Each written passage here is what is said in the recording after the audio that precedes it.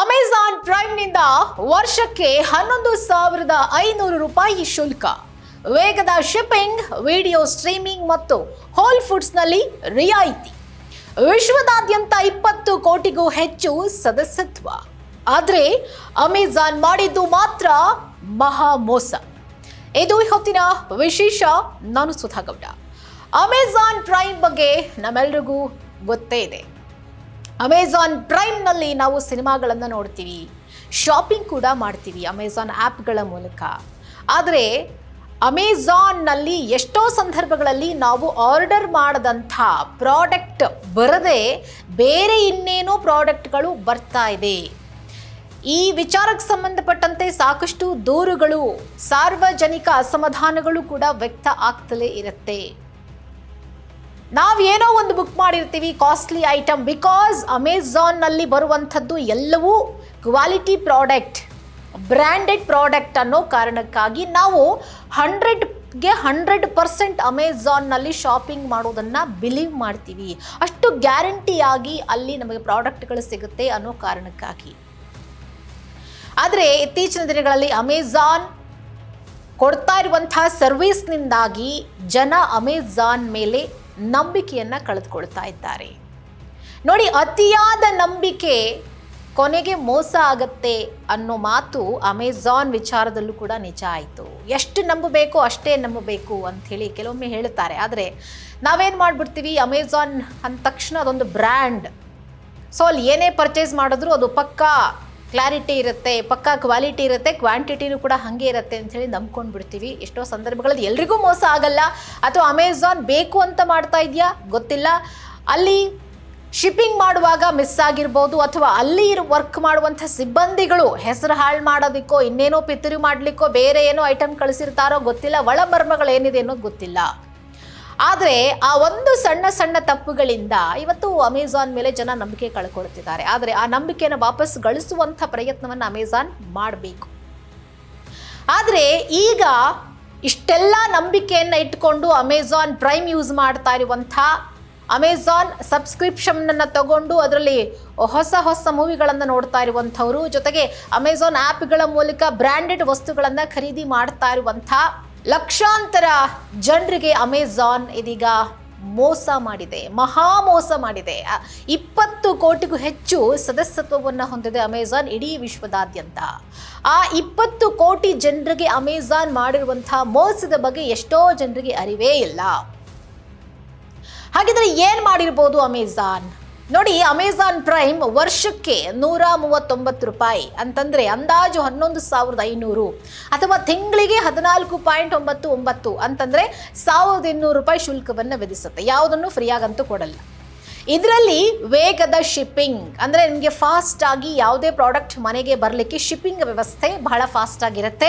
Video streaming, ನೀವು ಯಾವುದೇ product ಹೇಗಿದೆ ಅಂಥೇಳಿ ಚೆಕ್ ಮಾಡಬೇಕು ಅಂತಂದಾಗ ವಿಡಿಯೋ ಸ್ಟ್ರೀಮಿಂಗ್ನಲ್ಲಿ ಕೂಡ ನಾವಲ್ಲಿ ಹೋಗಿ ಆ ಪ್ರಾಡಕ್ಟ್ ಹೆಂಗೆ ವರ್ಕ್ ಆಗುತ್ತೆ ಅದರದ್ದು ಪೂರ್ವಾಪರ ಎಲ್ಲವನ್ನು ನೋಡಿ ಆಮೇಲೆ ಆ ಒಂದು ಪ್ರಾಡಕ್ಟನ್ನು ಪರ್ಚೇಸ್ ಮಾಡೋದು, ಆ ಫೆಸಿಲಿಟಿ ಕೂಡ ಅಮೆಜಾನ್ ಕೊಟ್ಟಿದೆ. ಮತ್ತು ಹೋಲ್ ಫುಡ್ಸ್ನಲ್ಲಿ ರಿಯಾಯಿತಿ ಕೂಡ ಸಿಗುತ್ತೆ. ನಾವು ಇನ್ನೂ ಏನಾದರೂ ಫುಡ್ಗಳನ್ನು ಪರ್ಚೇಸ್ ಮಾಡಬೇಕು ಅಂತಂದಾಗ, ಬೇರೆ ಬೇರೆ ಐಟಮ್ಗಳನ್ನು ಪರ್ಚೇಸ್ ಮಾಡಬೇಕು ಅಂತಂದಾಗ ಕೆಲವೊಂದು ವಿಶೇಷ ಸಂದರ್ಭಗಳಲ್ಲಿ ರಿಯಾಯಿತಿಯನ್ನು ಕೂಡ ಕೊಡುತ್ತೆ.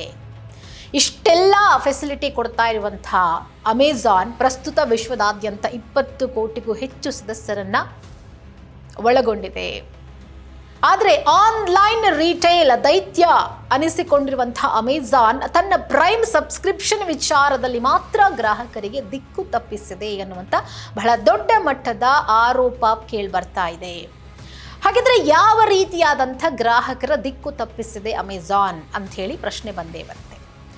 ಆ ಆರೋಪ ಏನು ಬಂದಿದೆ, ಗ್ರಾಹಕರ ದಿಕ್ಕು ತಪ್ಪಿಸಿದೆ ಅಮೆಜಾನ್ ಸಬ್ಸ್ಕ್ರಿಪ್ಷನ್ ವಿಚಾರದಲ್ಲಿ ಅಂತ ಏನು ಆರೋಪ ಬಂದಿದೆ, ಆ ಆರೋಪದ ಮೇಲೆ ಅಮೇರಿಕಾದ ಫೆಡರಲ್ ಟ್ರೇಡ್ ಕಮಿಷನ್ ಅಂದರೆ FTC ಸುಮಾರು 2.5 ಬಿಲಿಯನ್ ಅಂದರೆ 21,000 ಕೋಟಿ ಬೃಹತ್ ಮೊತ್ತವನ್ನು ನೀವು ಕಟ್ಕೊಡ್ಬೇಕು ಅಂಥೇಳಿ ಒಂದು ಕಂಡೀಷನನ್ನು ಹಾಕಿದೆ. ಈ ಆರೋಪಕ್ಕೆ ಸಂಬಂಧಪಟ್ಟಂತೆ ಕೇಳಿರುವಂಥದ್ದು ಆ ಬೃಹತ್ ಮೊತ್ತ ಏನಿದೆ, 21,000 ಕೋಟಿ ಮೊತ್ತದ ಬೃಹತ್ ಇತ್ಯರ್ಥಕ್ಕೆ ಅಂತಂದರೆ ಸೆಟಲ್ಮೆಂಟ್ಗೆ ಇದೀಗ ಒಪ್ಕೊಂಡು ಬಿಟ್ಟಿದೆ. ಯಾಕಂದರೆ ಮಾಡಿದ್ದು ಮಹಾ ಮೋಸ. ಗ್ರಾಹಕರಿಗೆ ಗೊತ್ತಿಲ್ಲ. ಆದರೆ ಗ್ರಾಹಕರನ್ನ ತಮಗರಿವಿಲ್ಲದಂತೆ ಪ್ರೈಮ್ ಸಬ್ಸ್ಕ್ರಿಪ್ಷನ್ ಒಳಗೆ ಸೇರಿಸಿಕೊಳ್ಳೋದಿದೆಯಲ್ಲ, ಅದು ಮಾಡಿದ್ದು ಮಹಾಮೋಸ. ಅದರ ಜೊತೆಗೆ ಒಮ್ಮೆ ಸೇರಿದ ಮೇಲೆ ಅದನ್ನು ರದ್ದುಗೊಳಿಸೋದನ್ನ, ಅಂದರೆ ಅದರ ಕ್ಯಾನ್ಸಲೇಷನ್ ಮಾಡೋ ಒಂದು ಆಪ್ಷನ್ ಅನ್ನು ಉದ್ದೇಶಪೂರ್ವಕವಾಗಿಯೇ ಕಠಿಣಗೊಳಿಸಿದ್ದಕ್ಕಾಗಿ ಅಮೆಜಾನ್ಗೆ ಈ ದಂಡವನ್ನು ವಿಧಿಸಲಾಗಿದೆ. ಎಷ್ಟು ದಂಡ? 21,000 ಕೋಟಿ.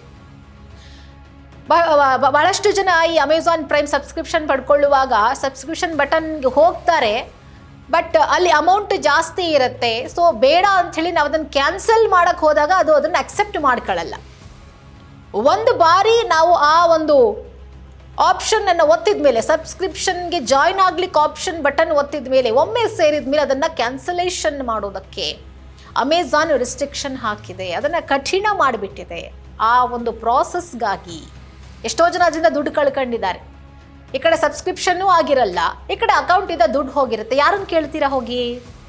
ಎಷ್ಟೋ ಲಕ್ಷಾಂತರ ಜನ, ಕೋಟ್ಯಂತರ ಜನ ಈ ರೀತಿ ದುಡ್ಡು ಕಳ್ಕೊಂಡಿದ್ದಾರೆ. ಅದಕ್ಕಾಗಿ ಇದನ್ನು ಗಮನಿಸಿದಂಥ ಅಮೆರಿಕಾದ ಒಂದು ಸಂಸ್ಥೆ, ಯಾವ ಸಂಸ್ಥೆ, 21,000 ಕೋಟಿಯನ್ನು ನೀವು ಕಟ್ಕೊಡ್ಬೇಕು ಅಂಥೇಳಿ ಅಮೆರಿಕಾದ ಫೆಡರಲ್ ಟ್ರೇಡ್ ಕಮಿಷನ್ ಜೊತೆ ಸುಮಾರು 2.5 ಬಿಲಿಯನ್ 21,000 ಕೋಟಿ ಮೊತ್ತದ ಬೃಹತ್ ಸೆಟಲ್ಮೆಂಟನ್ನು ನೀವು ಮಾಡಿಕೊಡ್ಬೇಕು ಅಂಥೇಳಿ ಹೇಳಿದೆ. ಅದಕ್ಕೆ ಅಮೆಜಾನ್ ಕೂಡ ಒಪ್ಕೊಂಡಿದೆ. ನೋಡಿ, ಇಂಥ ವಿಚಾರಗಳು ನಮಗೆ ಗೊತ್ತೇ ಆಗಲ್ಲ. ಎಷ್ಟೋ ಸಂದರ್ಭಗಳಲ್ಲಿ ನಾವು ಸಬ್ಸ್ಕ್ರಿಪ್ಷನ್ ಮಾಡ್ಕೊಂಡ್ಬಿಟ್ಟಿರ್ತೀವಿ, ಬಟ್ ನಮಗೇನು ವರ್ಕೇ ಆಗ್ತಾ ಇರಲ್ಲ. ಈ ಕಡೆ ಸಬ್ಸ್ಕ್ರಿಪ್ಷನ್ ಆಗಿದೆಯಾ ಅಂತ ಗೊತ್ತಾಗಲ್ಲ, ದುಡ್ಡು ಮಾತ್ರ ಕಟ್ಟಾಗಿರುತ್ತೆ, ವರ್ಕ್ ಆಗಲ್ಲ. ಎಲ್ಲಿ ಕೇಳ್ತೀರಾ ಅದನ್ನು? ಯಾರನ್ನು ಹೋಗಿ ಕೇಳ್ತೀರಾ? ಕಸ್ಟಮರ್ ಕೇರಿಗೆ ಕಾಲ್ ಮಾಡಿದ್ರೆ ಅಲ್ಲೇನೋ ರೆಸ್ಪಾನ್ಸ್ ಮಾಡಲ್ಲ ಸಮ್ಟೈಮ್ಸ್. ಹೀಗಾಗಿ ಅಮೆಜಾನ್ ಸಬ್ಸ್ಕ್ರಿಪ್ಷನ್ಗೆ ಸಂಬಂಧಪಟ್ಟಂತೆ ಒಂದಷ್ಟು ರೂಲ್ಸ್ ಆ್ಯಂಡ್ ರೆಗ್ಯುಲೇಷನ್ಸ್ಗಳಿದೆ. ಆದರೆ ಅದ್ಯಾವುದನ್ನು ಪಾಲನೆ ಮಾಡದೆ ನಿಯಮ ಉಲ್ಲಂಘನೆಗಾಗಿ ಸಂಸ್ಥೆಯ ಇತಿಹಾಸದಲ್ಲೇ ನೀಡಲಾದಂಥ ಅತಿ ದೊಡ್ಡ ದಂಡದ ಮೊತ್ತವಾಗಿ 1 ಬಿಲಿಯನ್ ಸಿವಿಲ್ ಪೆನಾಲ್ಟಿಯನ್ನು ಹಾಕಲಾಗಿದೆ. ತಮಗರಿವಿಲ್ಲದಂತೆ ಪ್ರೈಮ್ಗೆ ಸೇರಿದ ಅಥವಾ ರದ್ದುಗೊಳಿಸೋಕೆ ಸಾಧ್ಯವಾಗದ ಗ್ರಾಹಕರಿಗೆ ಬರೋಬ್ಬರಿ 1.5 ಬಿಲಿಯನ್ ಹಣವನ್ನು ರೀಫಂಡ್ ಮಾಡಲಾಗ್ತಾ ಇದೆ. ಅಂದರೆ ಯಾರ್ಯಾರಿಗೆ ಎಷ್ಟೆಷ್ಟು ಹಣ ಕಟ್ಟಾಗಿಯೋ ಅದೆಲ್ಲವೂ ಕೂಡ ಅವರಿಗೆ ರೀಫಂಡ್ ಆಗುತ್ತೆ. ಅದು ಟೋಟಲ್ ಅಮೌಂಟ್ ಬಂದ್ಬಿಟ್ಟು 1.5 ಬಿಲಿಯನ್. ಸುಮಾರು 4,200 ರೂಪಾಯಿಯವರೆಗೆ ಸ್ವಯಂ ಚಾಲಿತ ರೀಫಂಡ್ ಪಡ್ಕೊಳ್ಳೋದಕ್ಕೆ ಎಲ್ಲರೂ ಕೂಡ ಅರ್ಹರಾಗಿಲ್ಲ. 2019 ಜೂನ್ 23ರಿಂದ 2025 ಜೂನ್ 23ರ ನಡುವೆ ಸಿಂಗಲ್ ಪೇಜ್ ಚೆಕ್ಔಟ್ ಲಿಂಕ್ಗಳ ಮೂಲಕ ಸದಸ್ಯತ್ವವನ್ನು ಪಡ್ಕೊಂಡಂಥವರು ಈ ರೀಫಂಡ್ಗೆ ಅರ್ಹರಾಗಿದ್ದಾರೆ. ಎಲ್ರಿಗೂ ಅಮೌಂಟ್ ಬರುತ್ತಾ? ಇಲ್ಲ. ಇಲ್ಲಿ ಯಾರ್ಯಾರು ಸಿಂಗಲ್ ಪೇಜ್ ಚೆಕ್ಔಟ್ ಲಿಂಕ್ಗಳ ಮೂಲಕ ನೀವು ಆ ಒಂದು ಅಮೆಜಾನ್ನ ಸಬ್ಸ್ಕ್ರಿಪ್ಷನ್ ಪಡ್ಕೊಳ್ಳೋದಕ್ಕೆ ಸದಸ್ಯತ್ವವನ್ನು ಪಡ್ಕೊಂಡಿದ್ದೀರಲ್ಲ, ಅಂಥವ್ರಿಗೆ ಮಾತ್ರ ರೀಫಂಡ್ ಆಗುತ್ತೆ. ಕಳೆದ ವರ್ಷದ ಸೆಪ್ಟೆಂಬರ್ ನಂತರ ಒಪ್ಪಂದ ಪ್ರಕಟವಾದ ಬಳಿಕ ಪ್ರಕಟವಾದ 90 ದಿನಗಳ ಒಳಗೆ ಅರ್ಹ ಗ್ರಾಹಕರಿಗೆ ಹಣ ಮರುಪಾವತಿ ಆಗಲಿದೆ. ಅಂದರೆ 3 ಮಂತ್ಸ್ ಟೈಮ್ ಇರುತ್ತೆ, ಅಷ್ಟರ ಒಳಗಾಗಿ ನಿಮ್ಮ ಅಕೌಂಟಿಗೆ ಹಣ ಬರುತ್ತೆ. ಇದರ ಹೊರತಾಗಿ ಸದಸ್ಯತ್ವ ರದ್ದತಿ ಪ್ರಕ್ರಿಯೆಯಲ್ಲಿ ತೊಂದರೆ ಅನುಭವಿಸಿದಂಥ ಸುಮಾರು 3 ಕೋಟಿಗೂ ಹೆಚ್ಚು ಗ್ರಾಹಕರಿಗೆ ಕ್ಲೈಮ್ ಸಲ್ಲಿಸೋದಕ್ಕೂ ಪ್ರತ್ಯೇಕವಾದಂಥ ವ್ಯವಸ್ಥೆ ಮಾಡಲಾಗ್ತಾ ಇದೆ.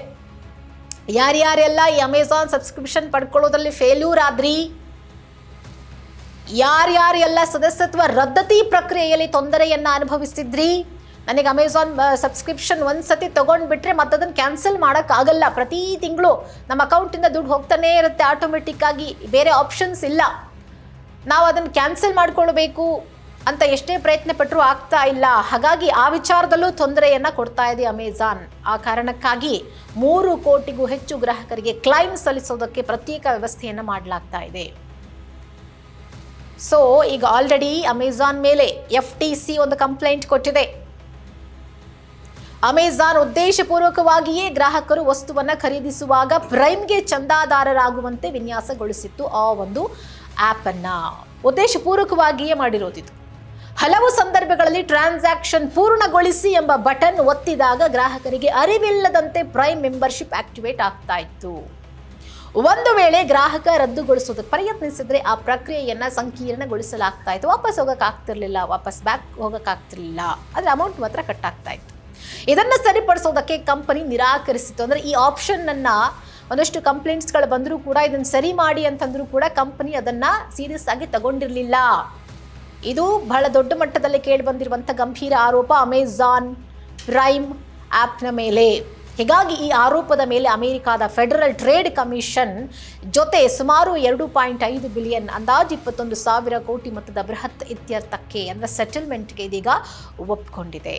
ಸೊ ನೋಡಿ, ಅದಕ್ಕೆ ಹೇಳೋದು ಸಮ್ಟೈಮ್ಸ್ ಗ್ರಾಹಕರು ಎಚ್ಚೆತ್ಕೊಳ್ಳಿಲ್ಲ ಅಂತಂದಾಗ ಯಾವುದೋ ಒಂದು ಆ್ಯಪ್ ಯೂಸ್ ಮಾಡ್ತಾ ಇರ್ತೀವಿ, ಅದರಲ್ಲಿ ಏನೋ ಸಬ್ಸ್ಕ್ರಿಪ್ಷನ್ ಮಾಡ್ಕೊಳ್ಳೋಕೆ ಹೋಗಿ ಇನ್ನೇನೋ ಎಡವಟ್ಟು ಆಗಿಬಿಟ್ಟಿರುತ್ತೆ, ಎಲ್ಲಿ ಕೇಳೋದು ಅಂತಲೇ ಗೊತ್ತಾಗಿರಲ್ಲ.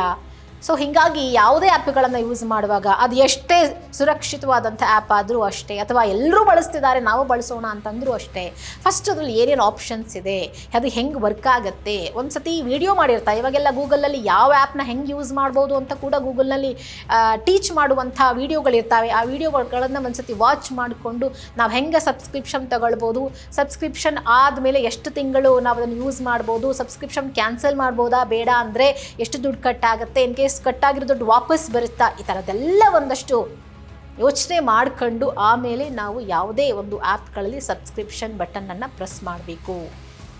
ಸೊ ಈಗ ಅಮೆಜಾನ್ ಮಾಡಿರುವಂಥ ಈ ಮಹಾ ಮೋಸಕ್ಕೆ 21,000 ಕೋಟಿಯನ್ನು ದಂಡ ಕಟ್ಟಿ ಅಂಥೇಳಿ ಇದೀಗ ಅಮೆರಿಕಾದ ಒಂದು ಫೆಡ್ರಲ್ ಸಂಸ್ಥೆ ಹೇಳಿದೆ. ಸೊ ಕಟ್ಟಲೇಬೇಕು, ಬೇರೆ ದಾರಿ ಇಲ್ಲ. ಈ ಯಾರೆಲ್ಲ ಸಬ್ಸ್ಕ್ರಿಪ್ಷನ್ ತಗೊಳಕ್ಕೆ ಹೋಗಿ ಮೋಸ ಹೋಗಿದ್ದೀರಾ ಅವರೆಲ್ಲರಿಗೂ ಖಂಡಿತ ರಿಫಂಡ್ ಆಗೇ ಆಗುತ್ತೆ. ಇನ್ನು ಕ್ಲೈಮ್ ಮಾಡ್ಕೊಳ್ಳೋಕ್ಕೂ ಅವಕಾಶ ಇದೆ. ಸೊ ನಿಮ್ಮ ಪ್ರಯತ್ನವನ್ನು ನೀವು ಮಾಡ್ಬೋದು. ಹಾಗೆ ಈ ವಿಡಿಯೋದ ಬಗ್ಗೆ ನಿಮ್ಮ ಅನಿಸಿಕೆ ಅಭಿಪ್ರಾಯಗಳನ್ನು ಕಾಮೆಂಟ್ ಬಾಕ್ಸ್ನಲ್ಲಿ ತಿಳಿಸಿ. ಹಾಗೆ ಈ ವಿಡಿಯೋವನ್ನು ಆದಷ್ಟು ಜನರಿಗೆ ಶೇರ್ ಮಾಡಿ.